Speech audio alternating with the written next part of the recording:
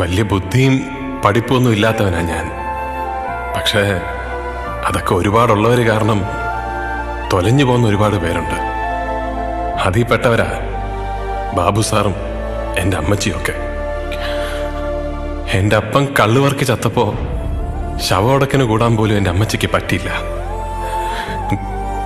സിമിത്തേരിയുടെ പുറകിലെ പൊന്തക്കാട്ടിന്ന് ആരുടെയും കണ്ണീപ്പെടാതെ എത്തി നോക്കുന്ന എൻ്റെ അമ്മച്ചിയാ ഞാൻ അവസാനമായിട്ട് കണ്ടത്. എന്നെ തിരക്കി എൻ്റെ അമ്മച്ചി വരികയില്ലെന്ന് എനിക്കറിയാമായിരുന്നു. ആ നാണക്കേട് എൻ്റെ ജീവിതത്തിൽ ഒഴിഞ്ഞു പോട്ടെന്ന് കരുതി മനഃപൂർവ്വം വരാതിരുന്ന സാറേ.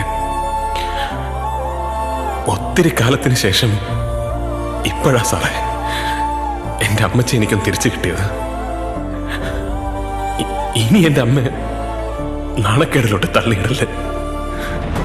തള്ളി താഴെ വീഴ്ച വെച്ച് വീണെടുത്തിട്ട് വീണ്ടും ചവിട്ടാൻ വരുമ്പോ ഗതിയില്ലാത്തവന് കർത്താവേ ഉള്ളൊരു പിടിവള്ളി. പക്ഷേ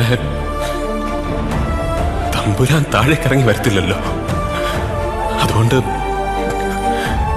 ആ സ്ഥാനത്താ ഞാൻ കോടതിയെ കാണുന്നത്. ഇനി എൻ്റെ അമ്മയെ മാനം കെടുത്താൻ ആരെയും സമ്മതിക്കില്ല സാറേ.